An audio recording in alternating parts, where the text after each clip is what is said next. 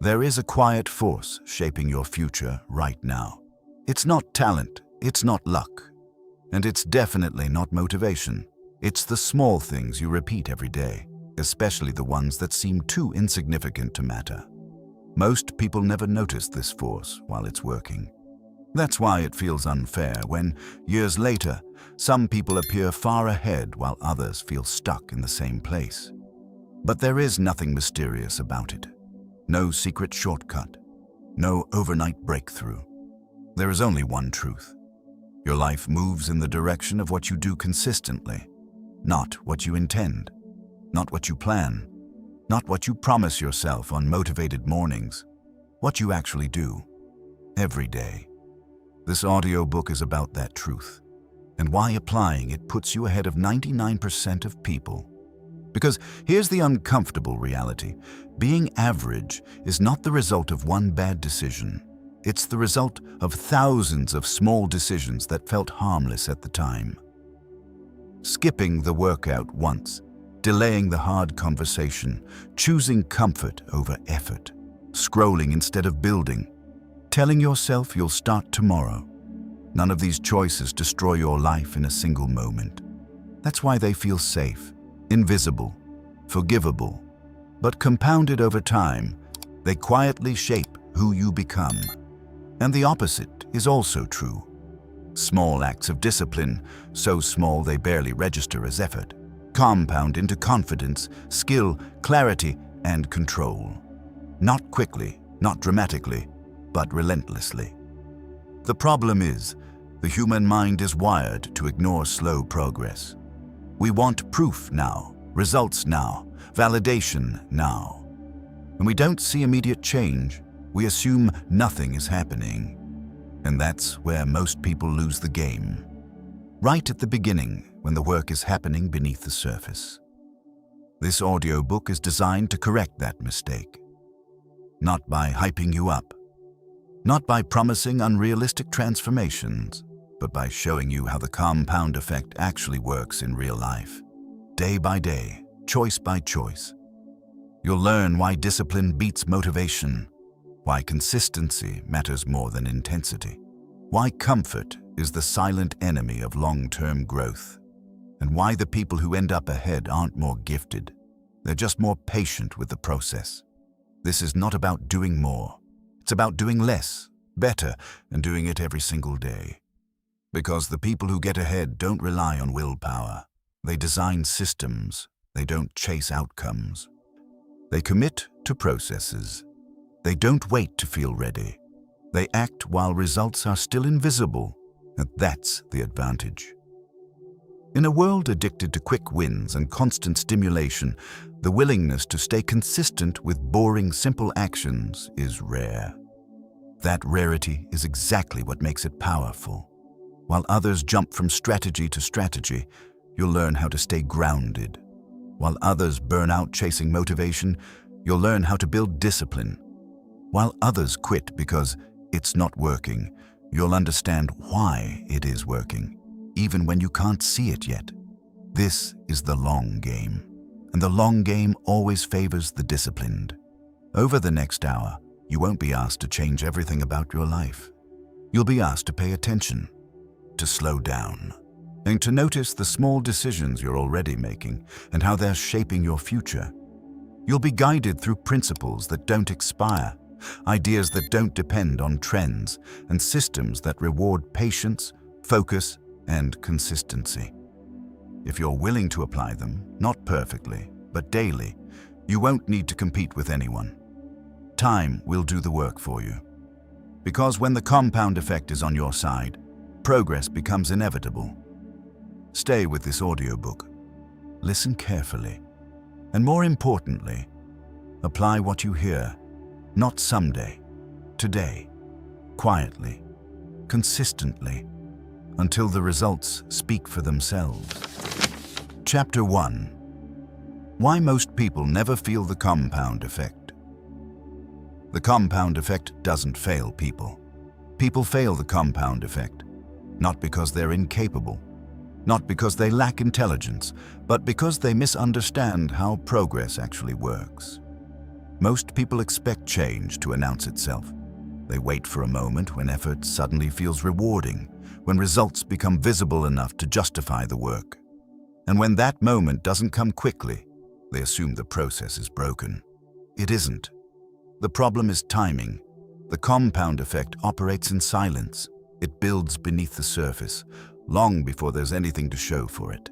And that silent phase is where almost everyone gives up. Think about how growth actually happens. Strength doesn't show up after one workout. Skill doesn't appear after 1 hour of practice. Confidence doesn't arrive after one brave decision. Each action feels too small to matter on its own, so the mind dismisses it. It says, "This isn't enough." And because it feels insignificant, it feels optional. That's the trap. Small actions feel optional because their consequences are delayed. Skipping one workout doesn't make you weak. Avoiding one difficult task doesn't ruin your career. Choosing comfort one evening doesn't collapse your future. So the brain learns a dangerous lesson. Nothing bad happens when I don't do the work, but something does happen. You just don't see it yet. The compound effect doesn't punish you immediately. It accumulates, quietly, patiently. Every skipped action, every delayed commitment, every excuse compounds in the background, just like discipline would have if you had chosen it instead. This is why so many people feel stuck without knowing why. They're not failing dramatically. They're failing incrementally. And incremental failure feels safe.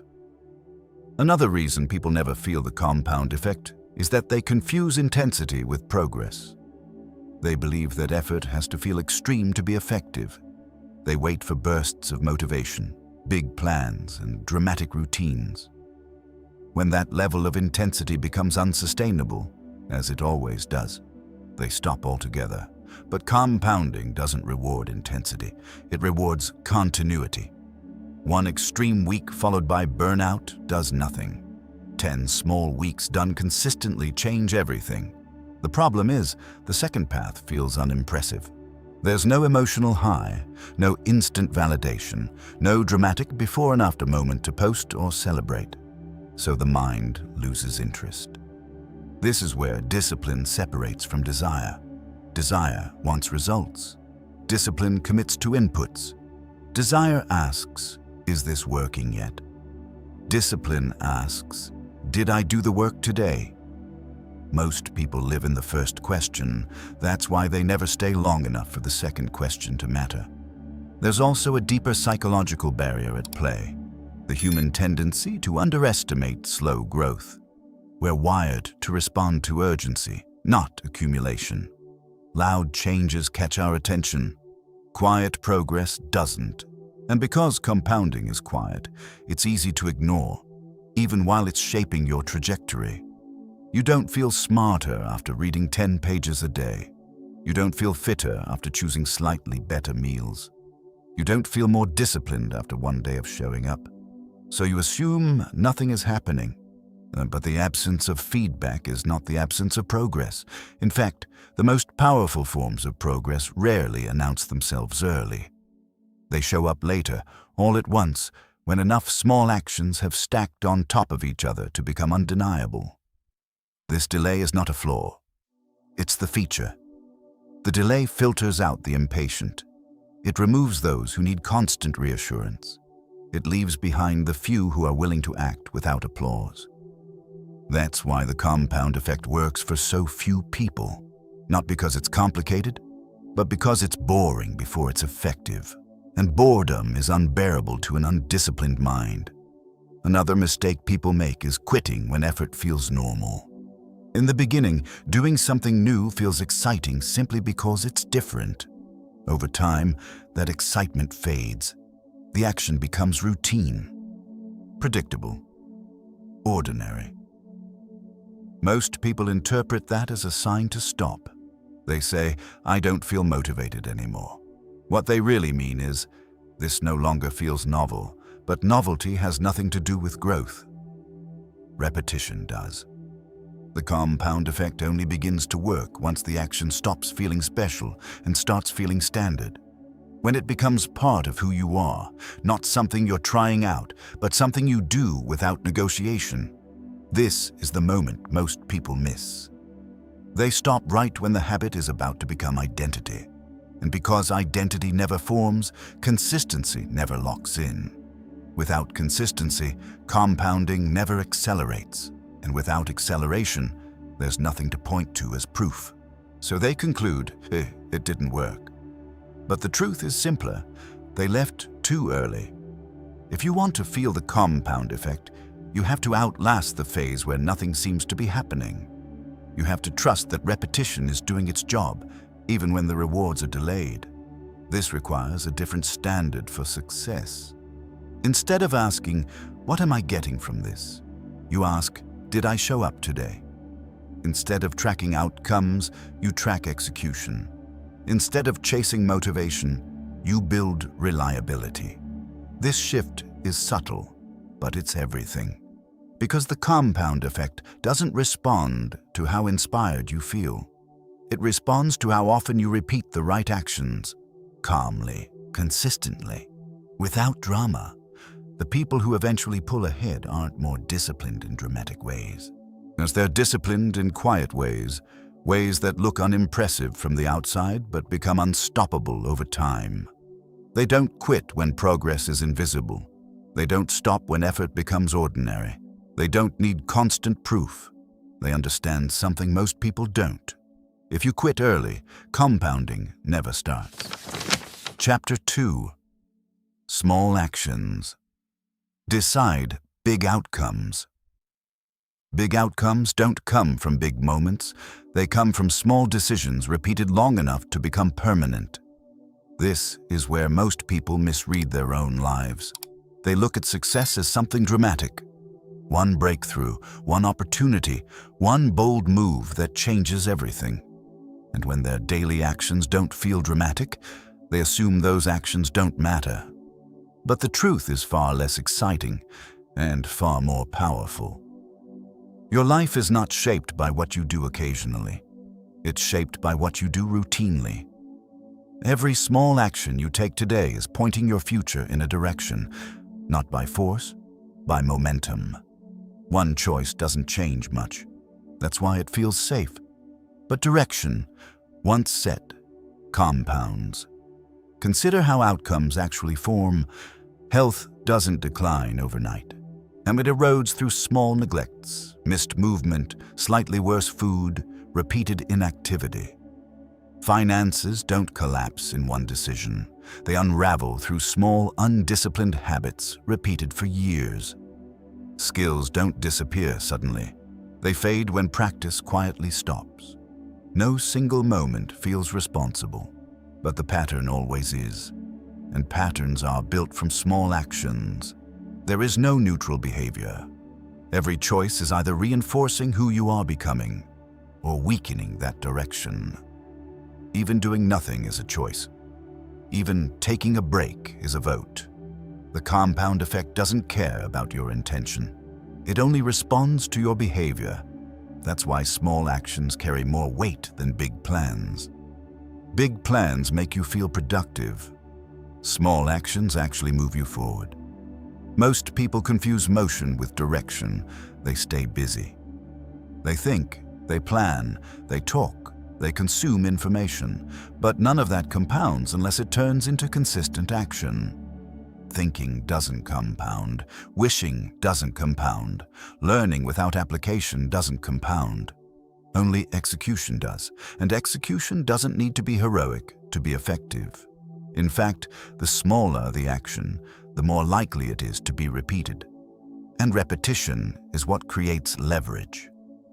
This is the part that feels counterintuitive. The actions that change your life rarely feel life-changing when you're doing them. Reading a few pages feels insignificant. Practicing a skill for 20 minutes feels unimpressive. Choosing to act when it would be easier not to feels forgettable. But forgettable actions are repeatable. And repeatable actions compound. The danger is that because these actions feel small, they feel optional, and once something feels optional, consistency becomes fragile. People negotiate with themselves. They postpone. They skip. They tell themselves they'll make it up later. But compounding doesn't work on intention. It works on frequency.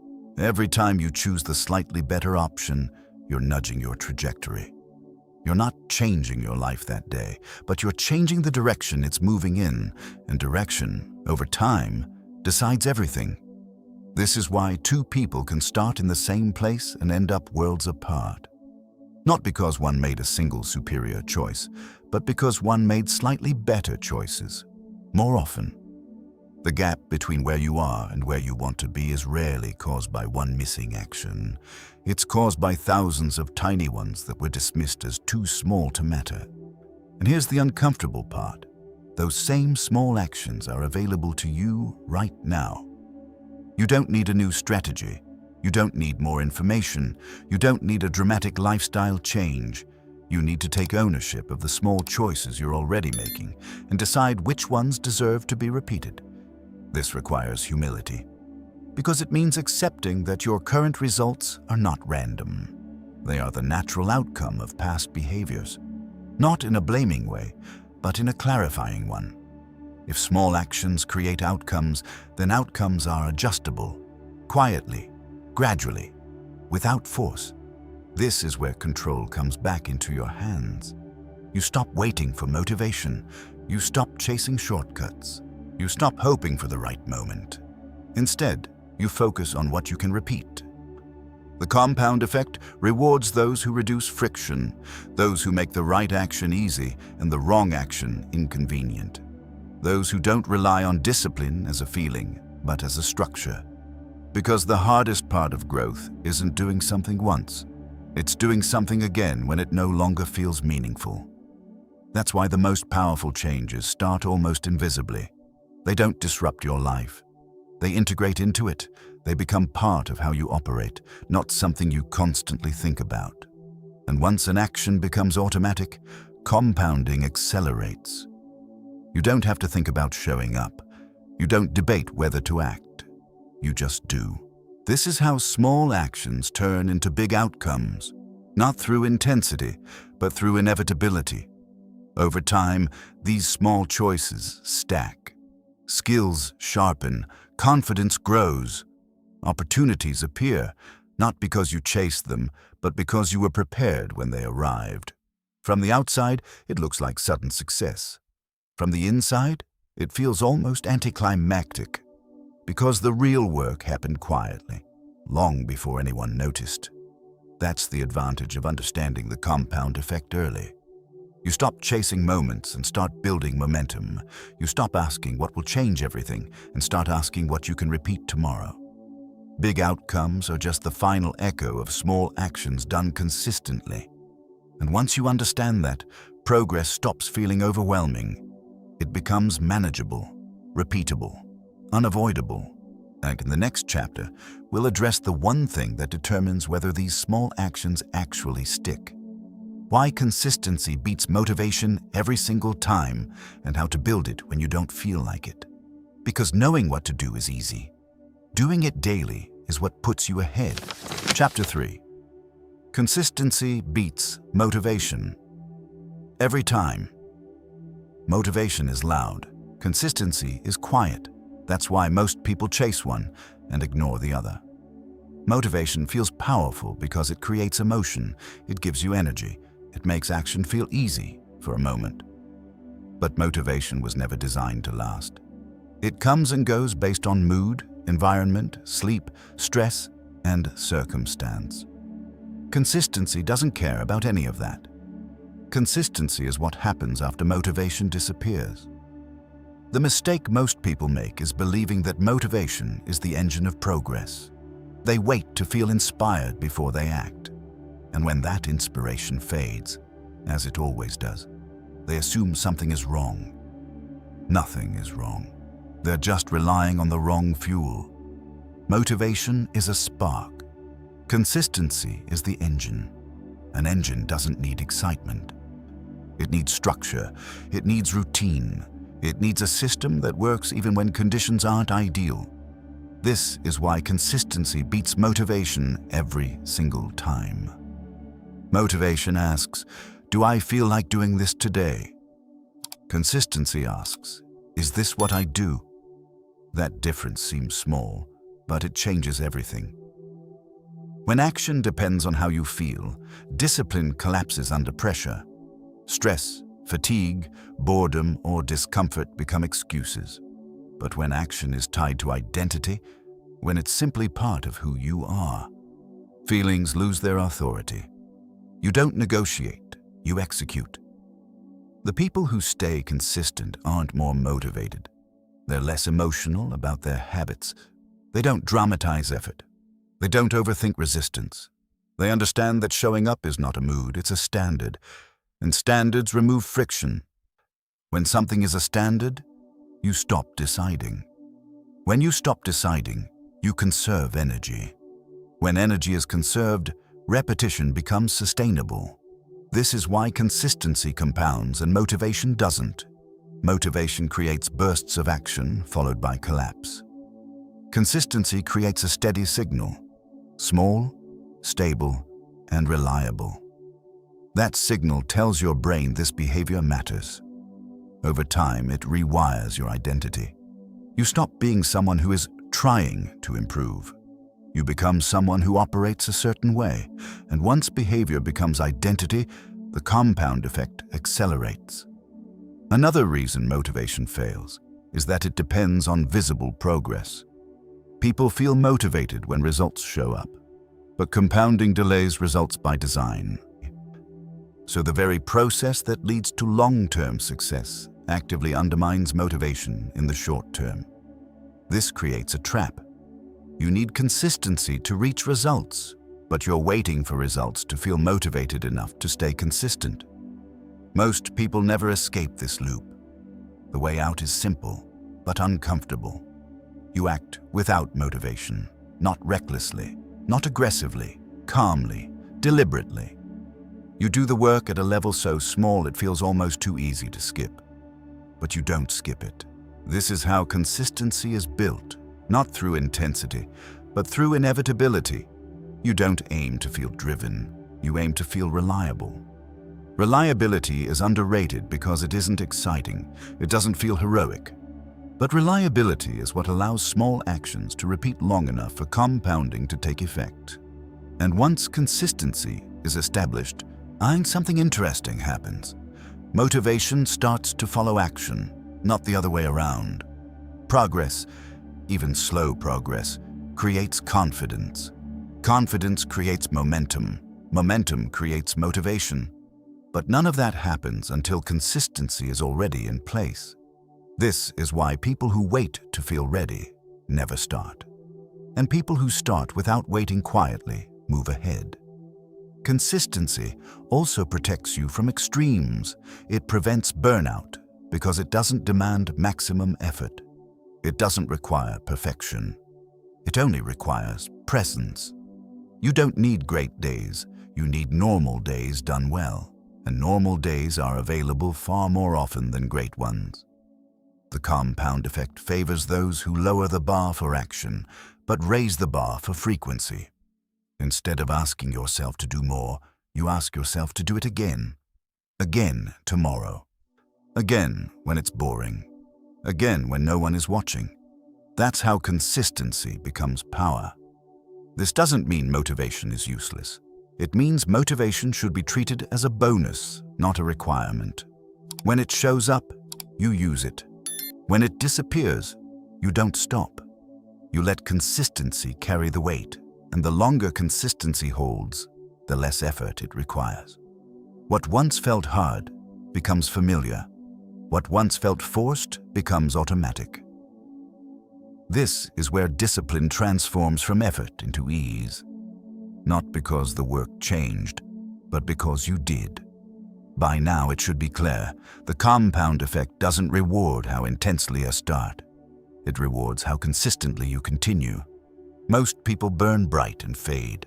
A few stay steady and pull ahead. In the next chapter, we'll go deeper into why this consistency reshapes who you are, not just what you achieve, and how your daily habits are quietly voting for the future version of yourself. Because when identity aligns with action, compounding becomes unstoppable. And that's when the gap between you and the 99% really begins to widen. Chapter 4. Your daily habits are voting for your future. Every day, whether you notice it or not, you are casting votes. Not in public, not with words, but with behavior. Each habit you repeat is a vote for the type of person you are becoming. And over time, those votes add up. Not all at once, not dramatically, but decisively. This is where the compound effect becomes deeply personal.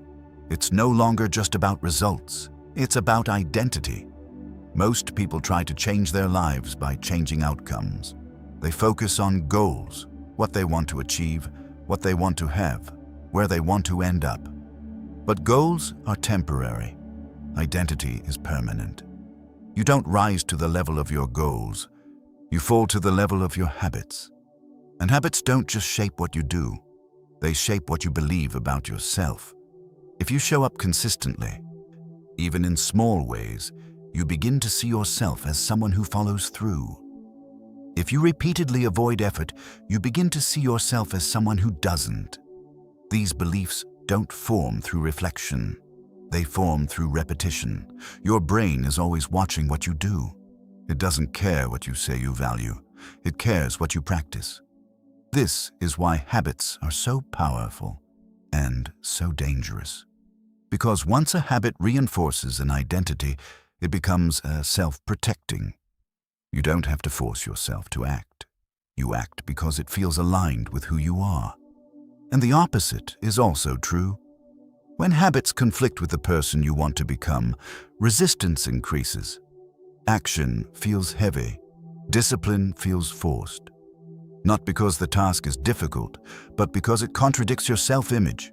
This is where most people get stuck. They try to act like someone they haven't yet become. They rely on willpower to override identity, and willpower eventually loses. The compound effect solves this problem quietly. Instead of asking you to change everything at once, it asks you to cast small votes, daily. Each vote is weak on its own, but together they rewrite your identity. You don't become disciplined by making one heroic effort. You become disciplined by keeping small promises to yourself. You don't become confident by thinking differently. You become confident by repeatedly doing things that require courage. Over time, the evidence becomes undeniable, and once the evidence stacks, belief follows. This is why daily habits matter more than occasional intensity. Intensity doesn't last long enough to reshape identity. Habits do. Most people underestimate this because identity change feels invisible at first. You don't wake up one day and feel like a different person. You just notice that certain behaviors no longer require debate. You don't argue with yourself as much. You don't need external pressure. You don't wait for permission. Action becomes natural. This is the moment when the compound effect shifts from effort to momentum. But there's an important distinction here. Habits don't have to be dramatic to be effective. In fact, the most effective habits are often the least impressive. They're quiet, unremarkable, easy to overlook. And because they're easy to overlook, they're easy to repeat. The mistake people make is trying to adopt habits that impress others instead of habits that reinforce identity. They aim for routines that look productive rather than ones that are sustainable. But compounding doesn't reward appearance, it rewards repetition. A habit that's too large collapses under pressure. A habit that's small but consistent survives stress, fatigue, and boredom. And survival is what allows compounding to do its work. Each time you repeat a habit, you're telling yourself a story. This is who I am. Each time you skip it, you tell a different story. These stories don't disappear, they accumulate. Over time, they form your default behavior, the version of you that shows up when no one is watching. And that version of you determines everything. This is why identity-based habits are so powerful. You don't ask, "What should I do today?" You ask, "What would someone like me do?" When the answer aligns with your actions, Discipline stops feeling like sacrifice. It becomes self-respect. You don't show up because you're forcing yourself. You show up because it would feel wrong not to. This is how small daily habits quietly put you ahead of 99% of people. Not because you're doing more, but because you're becoming someone different. While others rely on motivation, you rely on identity. While others wait for results, you build evidence. While others struggle to stay consistent, consistency becomes automatic. The compound effect doesn't just change what you achieve, it changes who you are. And once identity shifts, behavior follows effortlessly.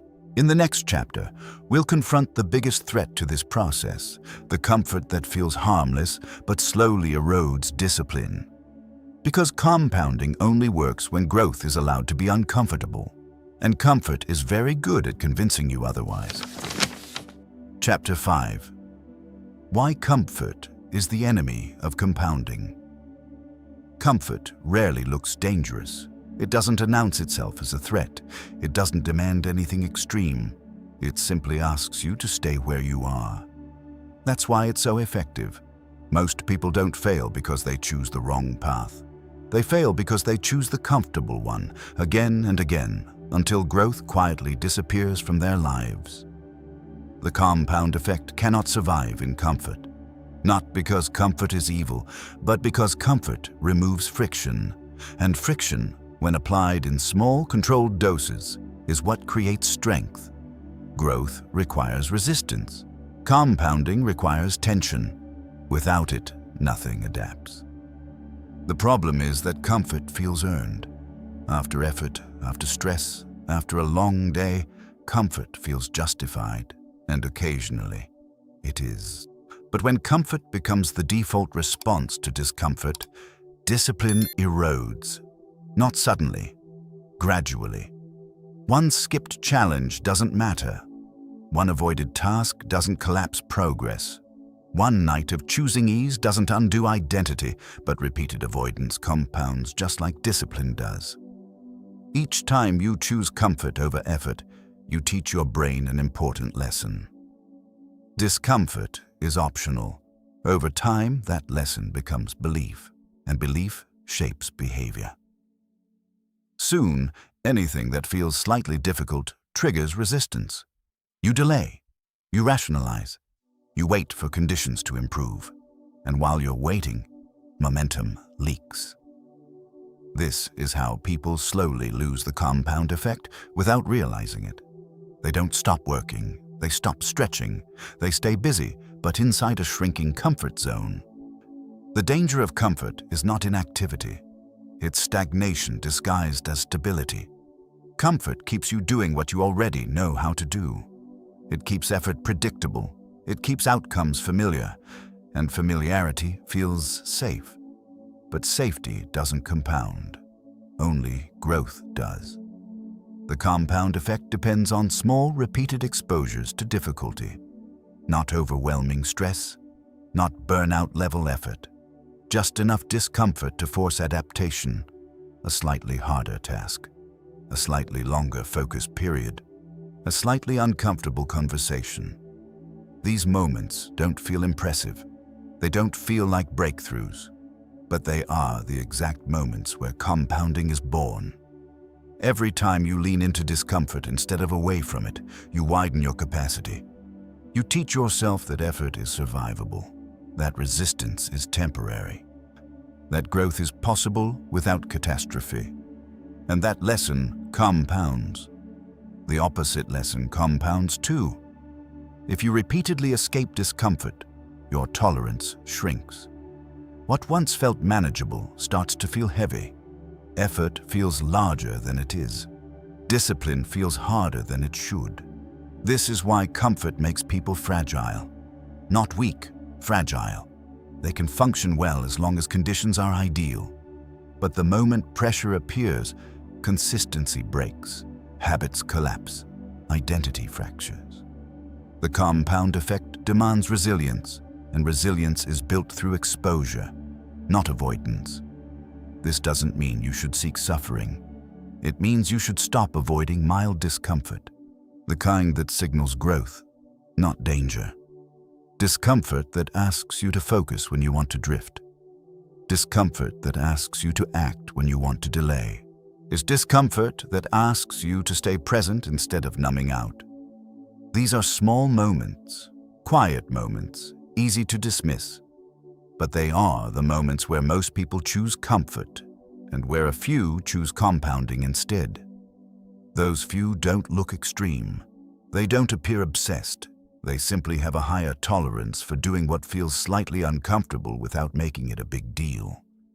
They don't dramatize effort. They don't negotiate with resistance. They don't need to feel ready. They act. And because they act consistently, their comfort zone expands. What once felt difficult becomes normal. What once required discipline becomes automatic. This is the quiet power of compounding discomfort. You don't need to overhaul your life. You need to stop retreating from growth. Each day offers opportunities to choose effort over ease. And most are small enough to ignore. But small opportunities repeated daily decide everything. Comfort says, you deserve a break. Discipline asks, who do you want to become? The compound effect listens to the second question, and here's the paradox. The more you choose short-term discomfort, the more comfortable your long-term life becomes. Confidence grows, capability expands, stress decreases. Not because life gets easier, but because you get stronger. That strength doesn't arrive all at once. It accumulates, quietly, daily, relentlessly. In the next chapter, we'll shift focus to one of the most misunderstood ideas in growth. Why obsessing over results actually destroys compounding, and why those who win long-term learn to fall in love with the process instead. Because when the process becomes the goal, progress becomes inevitable. Chapter 6. Focus on the process, not the results. Results are loud. The process is quiet. That's why most people stare at one and ignore the other. They measure progress by what they can see. Numbers, outcomes, recognition. And when those things don't move fast enough, doubt creeps in. Effort feels pointless. Discipline feels unrewarded. So they change direction. Or worse, they stop. But the compound effect was never designed to respond to obsession with results. It responds to commitment to process. Results are lagging indicators. The process is the cause. When you focus on results, you're chasing something you don't directly control. When you focus on the process, you're working with what's actually in your hands. This distinction matters more than most people realize. Results fluctuate. They stall. They arrive late. Sometimes they even disappear temporarily. If your motivation depends on outcomes, your consistency will always be fragile. The process doesn't fluctuate. You either show up or you don't. That clarity is what makes the process powerful. Most people abandon the process because it doesn't feel productive. They want reassurance that their effort is paying off. They want proof that they're moving forward. But compounding withholds that proof on purpose. It asks a question first. Can you keep going without applause? Those who can move ahead, those who can't fall away. This is why focusing on results actually slows progress. It turns every day into a test. Is this working yet? And every time the answer feels like not enough, discipline weakens. Focusing on the process removes that pressure. You stop asking if you're winning. You start asking if you executed. Did you do the work today? Did you follow the system? Did you keep the promise? That's it. When success is defined by execution instead of outcome, consistency becomes sustainable. You're no longer emotionally tied to short-term feedback. You're anchored to behavior. And behavior compounds. Another danger of result obsession is comparison. When you look at outcomes, you inevitably measure yourself against others. Their speed, their progress, their apparent success. But you never see their process. You only see the highlight reel. This creates impatience. And impatience is one of the fastest ways to kill the compound effect. It pushes you to abandon systems that haven't had time to work. The process doesn't need comparison. It only needs repetition. When you commit to the process, something subtle changes. Effort becomes calmer. You're no longer forcing progress. You're allowing it. You trust that today's actions are laying bricks you don't yet see. This trust is not blind faith, it's informed discipline. You understand that progress compounds like interest. Slow at first, invisible, then suddenly obvious. The mistake most people make is quitting before interest has time to accumulate. They dig up seeds to check if they're growing. Those who focus on process don't dig. They water, they show up even when nothing appears to be happening. They understand that visible progress is delayed, but inevitable if the system is sound. This doesn't mean results don't matter. It means they are the byproduct, not the target. When results become the target, shortcuts appear tempting. Consistency becomes optional. Its integrity weakens. The process keeps you honest. It keeps you aligned with effort instead of ego. It keeps you grounded in what you can control.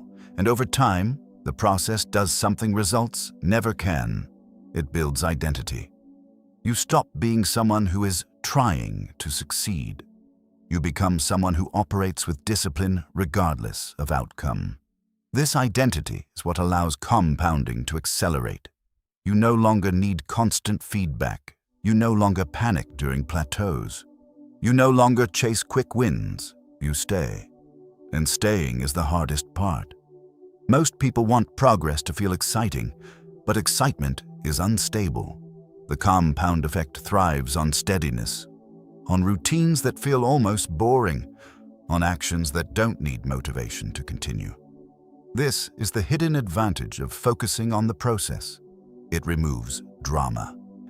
No emotional spikes, no crashes, just quiet, steady execution. And quiet execution beats emotional effort every time. If you want the compound effect to work for you, redefine success. Make success something you can achieve daily, regardless of outcome. Success is showing up. Success is doing the work. Success is honoring the process. When you win the day this way, results no longer control your behavior. They arrive when they arrive, and when they do, they last. Because they were built on something solid. In the next chapter, we'll confront one of the most painful truths of compounding, why most people quit right before it works, and how to stay grounded during the phase where effort feels unrewarded. Because the invisible phase is where futures are decided. Chapter 7. Why most people quit right before it works. There is a phase of progress that almost no one talks about. Not because it's rare, but because it's uncomfortable. It's the phase where you're doing everything right, yet nothing seems to change. Effort is consistent, discipline is present, the process is intact, and still, no visible reward. This is the invisible phase, and it's where most people quit. Not at the beginning when excitement fades, not at the moment of failure, but right before the compound effect begins to accelerate. This phase feels unfair because it asks for commitment without evidence. You show up day after day, with no clear signal that your actions are paying off. There's no dramatic feedback, no confirmation that you're on the right path. So doubt starts to whisper, maybe this isn't working. So maybe I need a better strategy. Maybe I'm wasting my time. These thoughts don't come from weakness. They come from impatience mixed with uncertainty. The human mind struggles when effort and reward are separated by time. We're conditioned to expect immediate responses. Press a button, something happens. When nothing happens, the mind assumes the input was wrong. But compounding doesn't respond immediately. It responds eventually. This delay is what makes the compound effect so powerful and so exclusive, because very few people are willing to stay disciplined when results are invisible. Most people need reinforcement, they need signs. They need proof that they're moving forward. And when they don't get it, they interpret silence as failure. But silence is not failure. Silence is accumulation. During the invisible phase, your progress is happening internally. Skills are sharpening, identity is forming. Habits are stabilizing, neural pathways are strengthening. None of this looks impressive from the outside. That's why people quit. They confuse invisibility with ineffectiveness. This is especially dangerous because the invisible phase often lasts longer than expected, longer than feels reasonable, long enough to make consistency feel pointless. But the compound effect doesn't care about your expectations. It operates on repetition, not reassurance. Those who quit during this phase don't fail dramatically. They simply stop showing up. And because they stop quietly, they rarely realize how close they were. This is the tragedy of compounding. The greatest rewards come after the hardest period to endure. Imagine pushing a heavy object. At first, nothing moves. The effort feels wasted. Muscles strain. Doubt grows.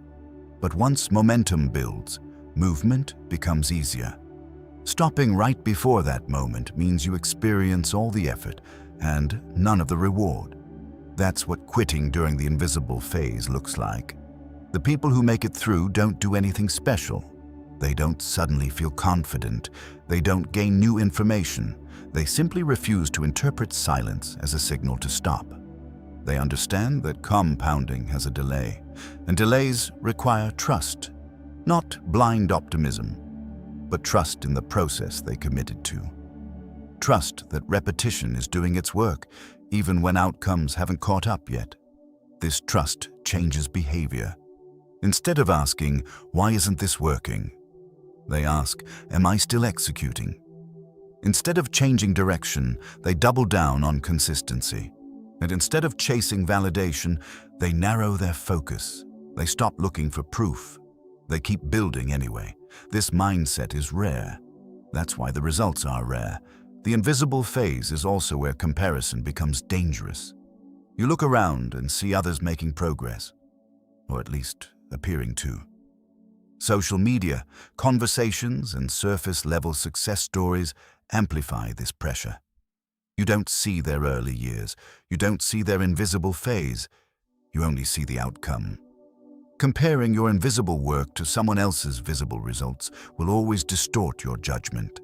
It makes patience feel like stupidity, discipline feel like delay, but the compound effect punishes impatience. Those who rush ahead often collapse. Those who stay grounded quietly surpass them. If you want to survive the invisible phase, you need a different metric for success, one that doesn't depend on outcomes. Your metric becomes adherence. Did you show up today? Did you follow the system? Did you avoid unnecessary negotiation? If the answer is yes, the day was a success, regardless of results. This reframing is what keeps discipline alive when motivation is gone. It gives you something to win daily, even when progress feels stalled. The invisible phase eventually ends. It always does, but it ends abruptly. One day, progress becomes noticeable. Skills click. Confidence solidifies. Momentum appears. From the outside, it looks sudden. From the inside, it feels earned. The people who experience this moment often say the same thing. It happened all at once. It didn't. It happened slowly until it couldn't be ignored anymore. Most people never reach that point because they quit right before it works. If you can stay consistent through silence, you gain an advantage that can't be copied. Because most people won't endure a phase that offers no immediate reward. In the final chapter, we'll bring everything together: how to design a simple daily system that keeps you consistent, grounded, and quietly ahead of 99% of people. Because compounding doesn't require perfection, it requires persistence. What makes the invisible phase even more difficult is that it attacks your sense of identity. At this stage, you're no longer a beginner. You've invested time. You've built habits. You've shown discipline longer than most people ever do. Yet you still don't feel like the person you're trying to become. You feel suspended between two versions of yourself. You're no longer who you were, but you are not yet who you're becoming. That in-between state is deeply uncomfortable. The mind looks for closure. It wants a label, a result, a signal that says, you've arrived. And when that signal doesn't appear, it questions the journey itself. This is where many people sabotage themselves. Not by quitting outright, but by loosening standards. They still do the work, but with less intention. Less presence, less respect for the process. Discipline turns casual. Consistency turns negotiable. And compounding slows without them noticing. And the invisible phase demands something most people are not trained to give. Quiet faith in repetition. Not belief in a dream, but trust in behavior. You don't need to believe you'll succeed. You need to believe that showing up matters, even when nothing changes today. That belief is fragile. It must be protected. This is why the most dangerous thought during the invisible phase is not, I'm tired, or this is hard. It's, I deserve a break because I've been consistent. That thought sounds reasonable, mature, balanced. But compounding doesn't respond to fairness. It responds to continuity. A break taken too early doesn't feel like quitting, but it interrupts momentum at the exact moment momentum is forming. And once momentum is broken, restarting feels heavier than before. And this is why those who truly benefit from the compound effect develop a strange relationship with effort. They don't reward themselves by stopping. They reward themselves by simplifying, by protecting the core actions that matter most and eliminating everything else. They narrow the game. Instead of asking, what more can I do? They ask, what must not stop? This question changes everything. It shifts focus from expansion to preservation, from ambition to durability. And durability is what carries you through the invisible phase. Another truth few people accept is this. The invisible phase is not something you pass through once. It appears at every new level. Each time you raise your standards, each time you outgrow your comfort zone, the compound effect resets its clock. Progress becomes quiet again. Feedback disappears again, and doubt returns. This is why discipline is never finished. Those who understand this stop panicking when silence returns. They recognize it as a sign of transition, not failure. They don't rush to fix it. They don't chase novelty. They stay steady. And staying steady is what separates the disciplined from the distracted. If you can learn to endure periods where effort feels unrewarded, you gain access to a level of control most people never experience. You stop being emotionally dependent on outcomes. You stop reacting to noise. You become dangerous. In the quietest way possible. Because while others need excitement to move forward, you only need structure. While others quit when progress hides, you continue without needing permission. This is why the compound effect doesn't just create success, it creates independence. And once you've survived the invisible phase enough times, you stop fearing it. You understand that silence is not the end. It's the signal that something is being built. Chapter 8. Design a daily system that puts you ahead of 99%. By now, one thing should be clear. The compound effect is not powered by motivation, talent, or intensity. It's powered by systems. And systems are what separate people who make progress accidentally from those who make it inevitable. Most people don't lack discipline. They lack structure. They rely on mood, on memory, on good intentions. They decide each day what to do, how much effort to give, and whether it's worth continuing. That constant decision-making drains energy and creates friction. Eventually, consistency breaks. A system removes that friction. A system doesn't ask how you feel. It doesn't wait for the right moment. It simply defines what happens next. This is how you quietly pull ahead of 99% of people, not by doing more, but by making your actions automatic. The first rule of building a daily system is simplicity. Most people overcomplicate discipline. They design routines that look impressive but collapse under real life. Too many habits, too many rules, too much effort required to maintain consistency. The compound effect doesn't need complexity, it needs durability. Your system should survive bad days, low energy, and busy schedules. If it only works when conditions are perfect, it's not a system, it's a fantasy. Start by identifying 1 to 3 core actions, not 10, not a full overhaul, just the few behaviors that matter most. These are the actions that, if done daily, would naturally improve your life over time. They don't need to be extreme, they need to be repeatable. Reading a small amount consistently beats reading occasionally for hours. Focused work for a short window beats scattered effort all day. Daily movement beats intense workouts, followed by long breaks. The power comes from frequency, not volume. Once your core actions are defined, the next step is non-negotiability. This is where most systems fail. People treat habits as flexible, optional, adjustable based on mood. But compounding doesn't work with optional inputs. It works with fixed standards. A system only compounds when actions are protected. Non-negotiable doesn't mean aggressive. It means calm certainty. You don't argue with yourself. You don't wait for motivation. You don't renegotiate on tired days. You simply execute at the minimum required level. This is critical. Your minimum matters more than your maximum. A system that asks for too much collapses. A system that asks for a little but demands consistency wins. On low-energy days, you still show up. You lower intensity, not frequency. You protect the streak, not the performance. This is how systems stay alive long enough to compound. Another essential part of a daily system is reducing decision-making. Every decision is a point of friction. The more choices you have to make, the more likely you are to default to comfort. Strong systems eliminate unnecessary choices.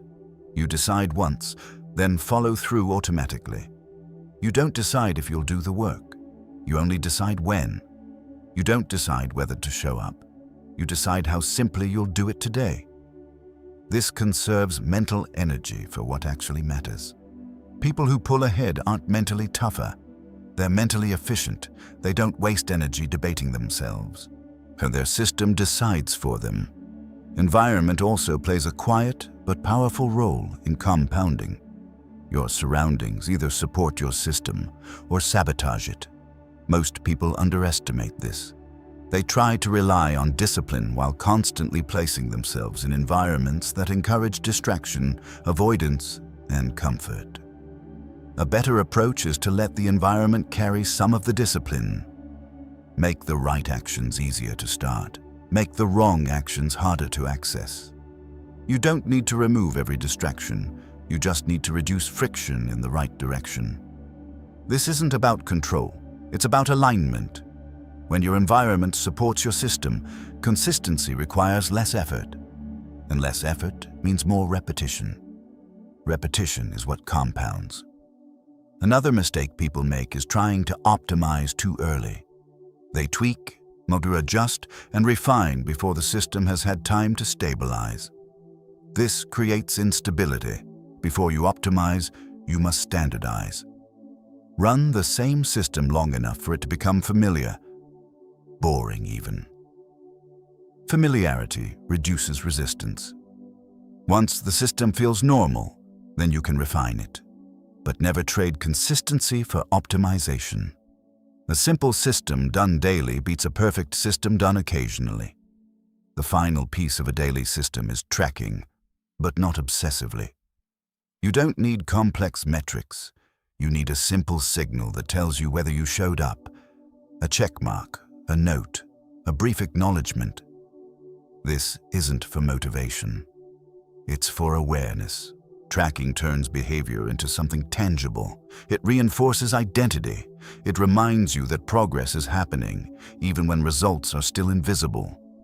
And that's the quiet brilliance of a system. It gives you something to win every day. You don't need to feel successful. You don't need to see progress yet. You only need to honor the system. Day after day, those small wins stack. Confidence grows, not from outcomes, but from reliability. You trust yourself because you keep showing up. That trust compounds into momentum. This is how you move ahead while others stall. Not by intensity, not by comparison, but by designing a daily system that removes friction, protects consistency, and runs quietly in the background of your life. Most people will never do this. It feels too simple, too slow, too unremarkable. But that's exactly why it works. The compound effect doesn't reward those who do the most. It rewards those who keep going. And once your system is in place, going becomes inevitable. In the next and final section, we'll step back and tie everything together. How to commit to this long game, why patience is your greatest advantage, and how to move forward from here with clarity and control. Because when your system is built, the only thing left to do is trust it and let time work for you. If there's one truth to carry with you after this audiobook, it's this. Nothing extraordinary happens all at once. The lives that look disciplined, successful, and controlled from the outside were built slowly, through choices so small they rarely felt important at the time. No dramatic turning point, no sudden transformation, just quiet consistency, repeated long enough to compound. Throughout this audiobook, you've seen how the compound effect actually works, not as a motivational idea, but as a practical force. You've seen why small actions matter, why consistency outperforms intensity, why comfort quietly destroys growth, and why systems, not motivation, create lasting change. But knowledge alone doesn't compound. Application does. The people who end up ahead don't know more. They do more, calmly, patiently, and without needing constant reassurance. They don't chase momentum, they build it. They don't wait to feel ready. They act, even when results are invisible. That's the advantage, and it's available to you right now. You don't need to overhaul your life after this. You don't need to feel inspired or energized. You only need to choose one or two actions that matter and protect them daily. Not perfectly, not aggressively, just consistently. If you take anything from this audiobook, let it be this shift. Stop asking what will change everything and start asking what you can repeat tomorrow. Because repetition is where power lives. There will be days when nothing seems to happen. Days when effort feels unrewarded. Days when comfort whispers that you've done enough. Those moments are not signs to stop. No, they are signs that compounding is doing its work beneath the surface. Stay. Stay when it's boring. Stay when it's quiet. Stay when no one is watching. The compound effect doesn't need applause. It only needs time. Most people will never commit to this long game. They'll chase shortcuts, motivation, and visible progress. They'll stop when results are delayed and restart when excitement returns. You don't have to. If you build your days around simple, repeatable systems, if you remove friction, protect consistency, and trust the process, you won't need to compete. The gap will open naturally. Slowly at first, then all at once. And one day, the life you're building will no longer feel like effort. It will feel like identity. Discipline will feel natural. Focus will feel normal. Growth will feel expected. Not because life got easier, but because you got stronger. This is how people quietly move ahead of 99% of others. Not through pressure, not through perfection, but through patience, structure, and relentless consistency. Now the responsibility shifts to you. Choose what stays. Choose what repeats. Choose what compounds. and then let time do what it does best. If this audiobook gave you clarity, perspective, or direction, share it with someone you know who might need it right now. Someone who feels stuck, someone who's tired of starting over, someone who's ready to play the long game. Thank you for spending this time here. Stay disciplined, stay patient, and keep building quietly. The compound effect never loses.